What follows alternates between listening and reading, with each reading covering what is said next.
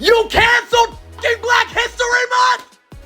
It's Black History Month! We made this f***ing country! Another day, another TikTok meltdown for no reason.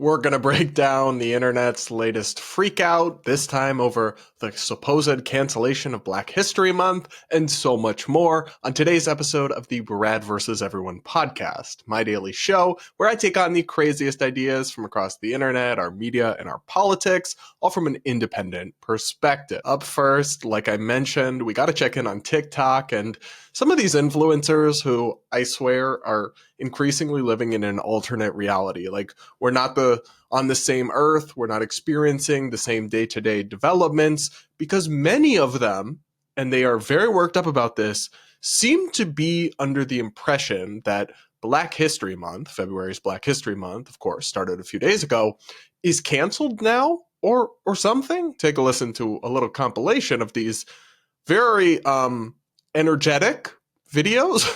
I don't give a damn what the government has to say, what a Cheeto Puff has to say, and what his little rich minions have to say.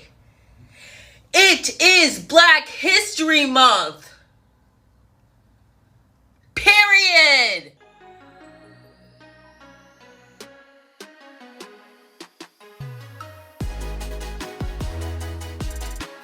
Donald Trump took away Black History Month. Bitch, do you know we black 365 days out the year? And plus with this damn leap year, you could never take Black History Month for us. We're going to always be black. Take it. We don't give a f***. We still going to celebrate our Black History Month, whether you take it or not. Who gives a f***? You canceled f***ing Black History Month! It's Black History Month! We made this f***ing country!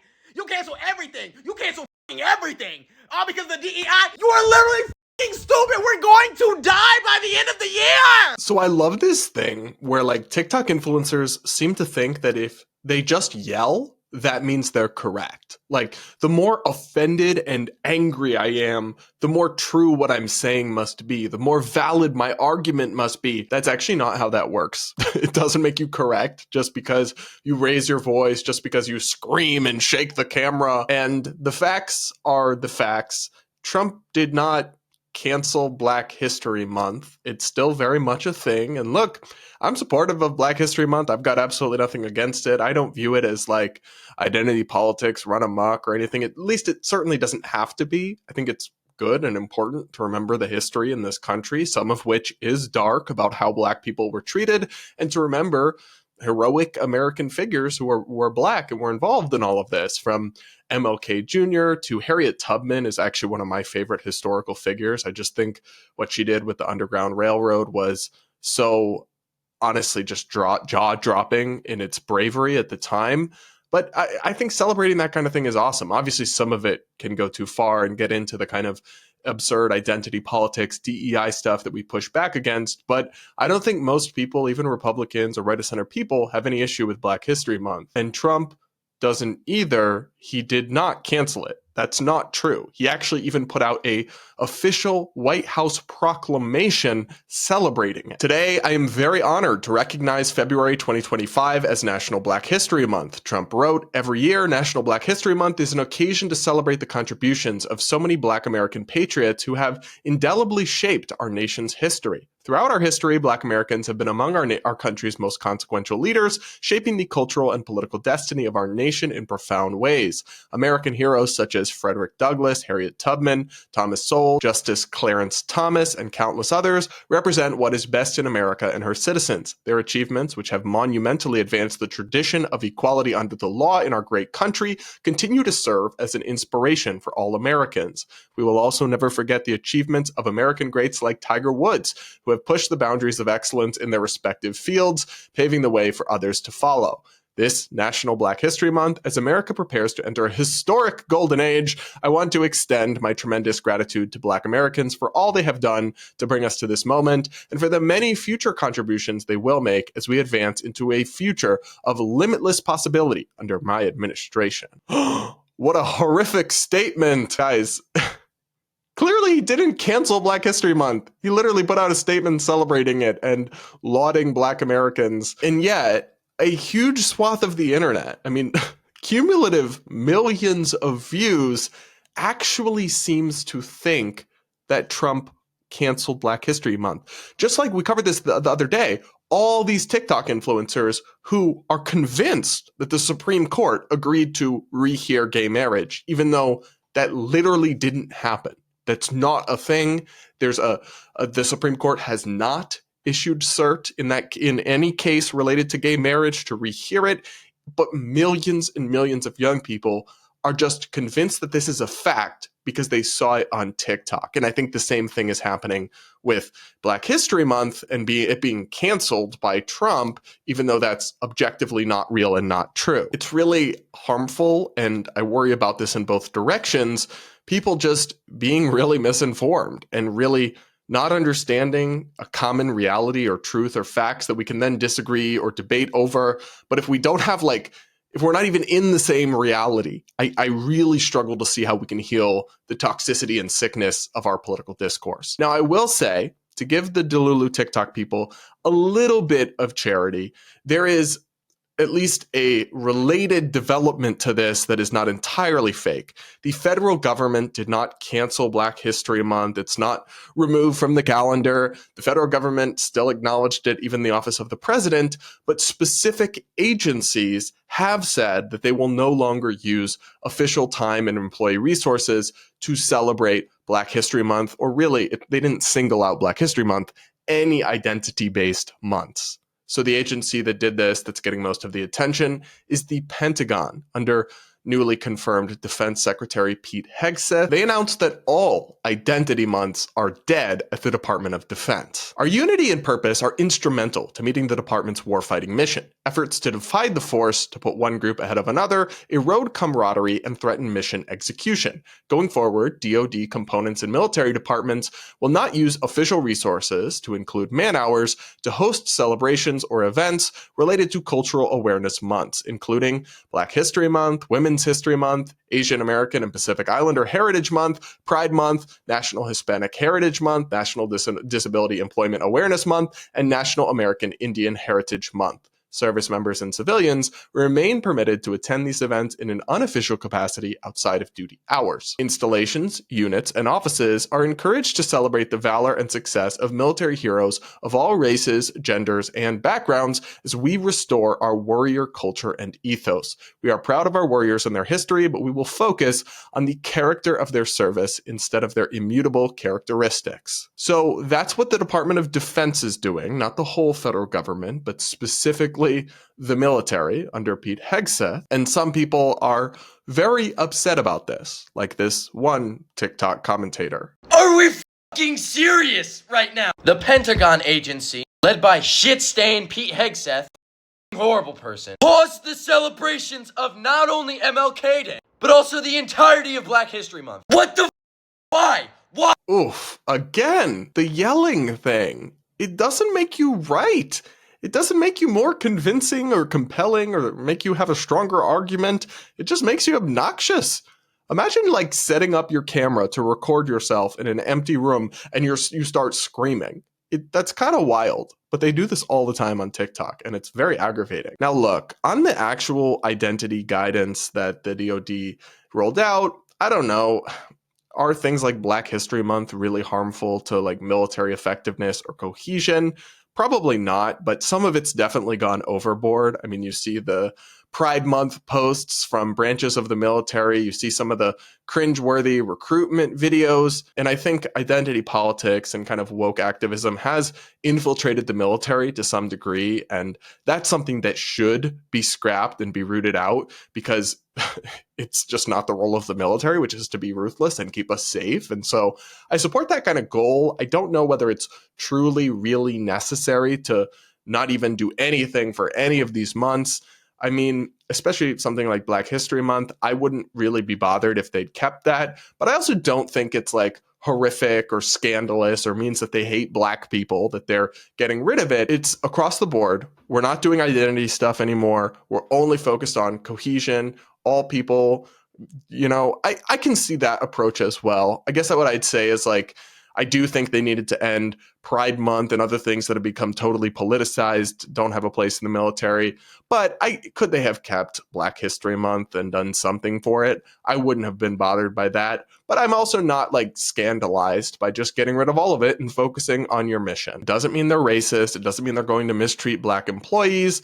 It just represents, I think, a correction, maybe a little bit of an overcorrection from the identitarian nonsense that has no place in the armed services. I think what we're witnessing across the board, really, in our culture, and with obviously the shift in the administration and the federal government, is a pendulum swing. And they pushed so far and to such insane territory on a lot of the identity stuff that people are overcorrecting or swinging to the opposite extreme. And maybe in some instances, we'll need to come back more towards the middle. But that's what's happening. And frankly, a lot of the people who are outraged over it should probably take some accountability and think about what did they do to contribute to the overreach, the pushing of extreme ideas and going too far on so many things related to race, gender, sexuality, and so on, that contributed to people feeling like, whoa, this is out of control. Whoa, this has gone too far. That is then prompting people to support these kinds of corrections now. But instead, I think a lot of them will just throw their arms up in the air and say, wow, look, all these people are so evil and sexist and racist and they hate Black history and all this. And that's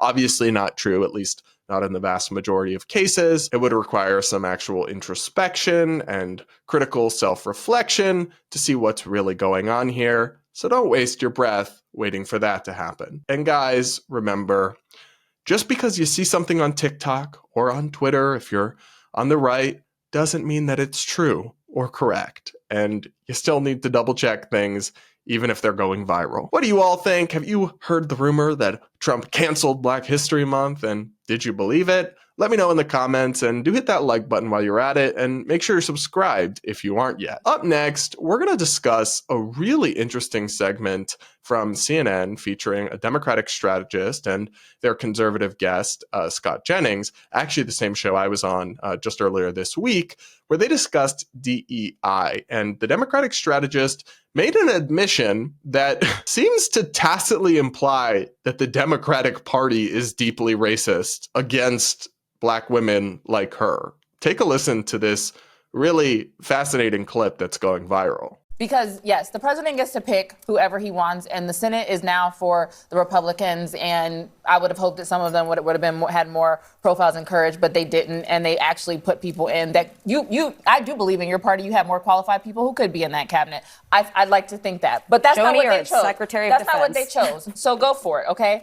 I think the issue in this country right now is we live in different realities. That's right. I live in a reality where I know I do not have the same opportunity as you. I know I don't. And you know and that I know too. what, Scott? And you know that. Let me just tell you about me. I'm gonna let you finish, but I want to answer this. I'm not talking about how you feel. I'm talking about how I feel. Me, a Black woman in this country. But not in this city. And I will run. And if you want me I'm a New Yorker, not in this city. You the cannot say that. facts. You can't say that in this city. I'm not talking about New York. I'm talking about Ashley let her finish.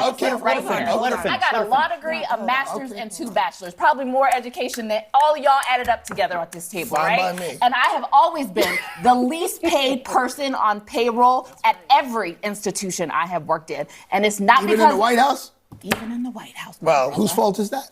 I don't think you worked for George W. or Trump. Well, guess what happened when I was there? DEI. So does Ashley realize that she just called her own party, her own side of the political spectrum, racist? I mean, she worked in the Obama White House and for progressive groups and nonprofits, and now for CNN. And she said, including later in the segment as well, that she, despite all her degrees and her education, has always been the lowest paid. So you're saying that the places you work for that are supposedly like woke and progressive engaged in racist and sexist pay discrimination against you, which is illegal, by the way, and paid you less than your equivalent counterparts, even though you're more qualified than them, according to you.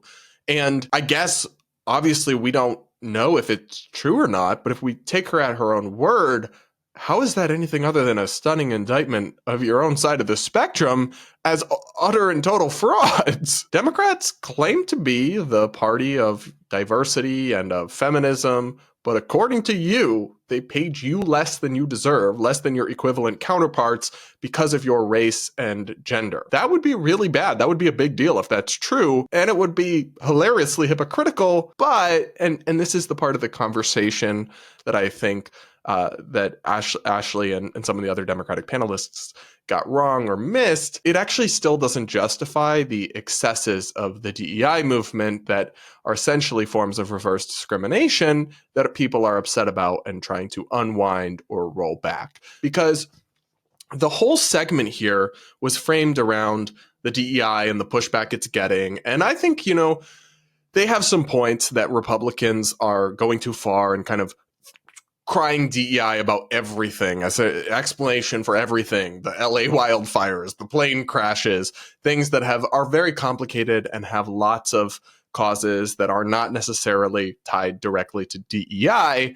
But there's a grain of truth to these criticisms. The FAA did engage in an artificial diversity campaign that excluded qualified candidates. Firefighting departments have lowered standards to boost gender equity. There is a real problem here that people are identifying, even if they're being overzealous and throwing it around as a new buzzword. And the existence of racism, discrimination against Black people, against women, doesn't actually justify those kinds of overcorrecting policies or reverse discrimination policies, which seem to be the implication from some of the pushback that Scott Jennings got on this panel.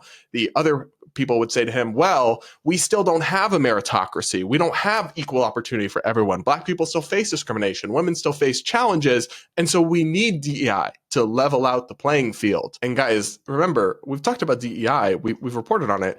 It includes literally these institutions explicitly hiring people because of their race and not hiring people of certain races at universities. It includes literal different standards for college applicants in terms of test scores and grades based on their ethnicity and race. It includes lowering standards in life and death fields so that you can have more diverse representation in the workforce. They argue in this panel that the fact that we don't have perfect meritocracy, we don't have a perfectly equal playing field, people still face obstacles and discrimination, means that we can't have a neutral approach that just hires the most qualified people. We have to have this reverse balancing of the scales. But I think that's wrong. I think nobody, at least I certainly don't, claim that everything is perfect and fair and equal in America in 2025, though I think we've made tremendous progress. And we are one of the most diverse and multicultural countries in the world to still offer profound opportunities to all people.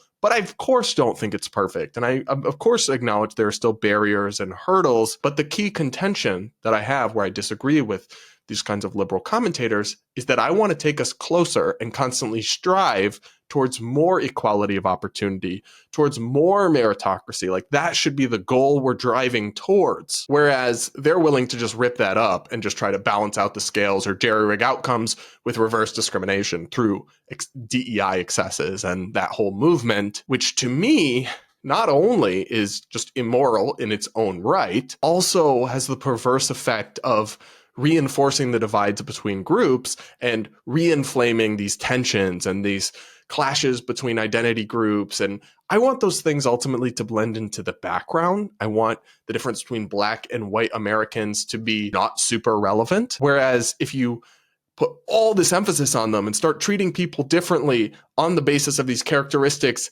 in the name of progress to get more fair outcomes or more equitable outcomes, really, not necessarily more fair, you actually reinforce those divides between people. Anyway, I thought this segment was interesting and kind of funny, not just because of the accidental own goal on the Democratic Party, but also because of the way the two sides, and this is the one point Ashley did make that is correct, the way the two sides talked past each other. We don't live in the same reality. When we talk about DEI on the right and we're critical of it, people on the left and in liberal circles or Democrats, they seem to, at least some of them, not understand what we do and don't mean. We're not trying to rip up the Americans with Disabilities Act. We're not trying to bring back segregation like some of these TikTokers say or anything like that. We just want meritocracy and equality of opportunity. And yes, we still want to strive towards that, even in a world that is not fundamentally fair. They talked on the panel about like, well, you know, the world's a boys' club. People get jobs because of who their dad golfs with and all this. And I don't disagree. Like, that's a valid point to make. But my point is we should also get rid of that. It reminds me of the debate over affirmative action where they're like, well, you oppose affirmative action for races, but there's legacy admissions where people get in just because of who their dad is. And I'm like, yes. And the answer is to get rid of both, not to keep one, because there's also other unfair things in society. But I feel like that's the talking point that they ultimately retreat to and why there's such a profound disconnect on this issue. Striving towards meritocracy doesn't require that we exist in a perfect and equal world. And if you insist that we have to get there before we can even try this, well, then we'll never truly get there. Humans will never be perfect. Humans will always have some form of bigotry or bias and in-group, out-group preferences. And all we can do is strive to eliminate them and strive to get to a more equal and fair world in terms of opportunity. And in my view, DEI initiatives don't take us closer to that. If anything, they compromise many of those fundamental American principles. What do you guys think? What did you think of this segment? Let me know in the comments below. Now, one final topic for the weekend. Some MAGA commentators have been hilariously trolled by a Democratic operative, including some right-wing media outlets, and they don't seem to realize that they fell for an obvious joke. So you may have never heard of her, but there's a TikToker turned Democratic strategist named Olivia Juliana, who is overweight and has gone viral kind of famously for this unfortunate choice of words. But we will only be heard if we vote. As the saying goes, if you're not at the table, you're on the menu. Well, Olivia is a very combative and trollish person online, and she just kind of hilariously trolled MAGA in a way that many of them don't seem to realize that they were being trolled. It all started when one of these random Twitter accounts posted Democratic activist Olivia Juliana is threatening to go on a hunger strike until U.S. aid is restored, showing a picture of her with Kamala Harris and Joe Biden. This is not true. They just made this up. Maybe it was intended as a joke, but it got over 10 million views. So a lot of people on Twitter, people have been spreading a lot of just like fake news on there lately or inaccurate information. A lot of people on Twitter assumed that this was like a real thing. Olivia, and I actually have to give her credit for like not being, offended and outraged, but actually having a joke about this, quote tweeted it and said, "I'm actually down 50 pounds because I can't afford to eat in Trump's economy." So like, this is obviously a joke. Trump has been president for like less than 2 weeks. Food prices haven't changed that much. She almost certainly didn't lose 50 pounds in 2 weeks. That would be extremely drastic and potentially dangerous. Like, that's not a thing. It was a joke. She was like making fun of the people spreading fake information about her on a hunger strike and like just leaning into the bit, right? Well, all these right-wing influencers took this without even an ounce of critical thinking, no basic ability to detect humor, and ran with it like it was actual freaking news. The Libs of TikTok account, which is massively influential, but the woman who runs it, Haya Rychik, really constantly falls for things that are intended as jokes and takes them as seriously. She seems to be a sheltered person without much of a sense of humor, shared this and said, "New Democrat activist Olivia Juliana says she lost 50 pounds since Trump was inaugurated because she can't afford food." Meanwhile, the right-wing influencer Ollie London, who previously was like a woke person who claimed to be transitioning to Korean and then reinvented himself as like a MAGA personality, I guess. So probably somebody you should be a little skeptical about the information they're saying. But Ollie tried to fact check Olivia, saying Democrat influencer Olivia Juliana, sharing a different video, shows off her Ozempic despite claiming to have lost 50 pounds because she cannot afford to eat due to Trump's economy. Wow, Ollie. You really got her. He really thought he ate. He really thought he fact-checked her. He proved her wrong. He pointed out her hypocrisy, her lies. Babe, it was a joke, and you just got played. It just went right over your head. But it wasn't just these, like, right-wing influencers. Some media outlets on the right fell for this as well. The Gateway Pundit, which is like a very fringe site, wrote an article headlined, "Super morbidly obese Democratic influencer claims she has lost 50 pounds because she, quote, can't afford to eat in Trump's economy." They literally took her statement as truth, ran with it like a headline, and just never thought about it for even more a couple seconds. Or could she be joking? Is this even literally possible? Like, just no critical thinking or awareness detected. Meanwhile, Outkick, the right-wing sports website, published an article called "Trump is Already Ending Obesity in the Democratic Party." This one, I read the article and I kind of couldn't tell if the author understood that this was a joke or not. It was somewhat ambiguous. Guys, so many people fell for this and took it seriously that it trended as a topic on Twitter. Activists' weight loss sparks political debate. Trending now in politics. The description here, which is AI generated, cracks me up. Olivia Giuliana, a Democratic activist, has claimed to have lost 50 pounds, attributing it to not being able to afford food since Donald Trump's election. Social media reactions range from skepticism to humor, with many questioning the timeline of Trump's presidency and her weight loss. There is no verified evidence linking her weight loss directly to economic policies. I don't blame an AI. I don't blame an AI for not being able to tell the difference between text written like with a sense of humor and text literally written to be true. It's an AI. I do blame, and if you go to the comments of any one of these posts, you will find just so many hundreds of people replying as if this is real and serious. I do blame the people actually falling for this, whether it's influencers or right-wing journalists or random people on the internet, because if you even thought about this for 2 seconds, it was obviously a joke. It was obviously not even possible and didn't make any sense, but they just saw an opportunity to dunk on a Democrat and jumped on it. We're like, ha ha ha ha. The chokehold that I have on conservative influencers is actually insane. They like to use me for rage bait on Twitter, which is like, fine girl, whatever you gotta do to get your badge. Last night, one of them made a post saying that I was threatening to go on a hunger strike if US aid wasn't restored. I responded and said, actually, I've lost 50 pounds because I can't afford to eat in Trump's economy. Boy, oh boy, did they take this shit and run, because now I'm trending on Twitter. All these people are making posts being like, she's a liar, she's on Ozempic, blah, blah, blah, blah. And right-wing news outlets are writing articles about my weight loss. Am I on Ozempic? Absolutely. But so are half of the women in the Republican Party in Congress. In politics, attention is capital. Once again, they have just continued to prove that no matter how much they hate me, I'm relevant. Guys, this is why you need to remain a critical thinker. You need to be skeptical of the things you see, hear, and read online, no matter where they're coming from, no matter whether somebody you really hate says it, no matter whether people you trust and like are sharing it. Skepticism and critical thinking are key, or you will end up embarrassing yourself like these people have. What do you guys think?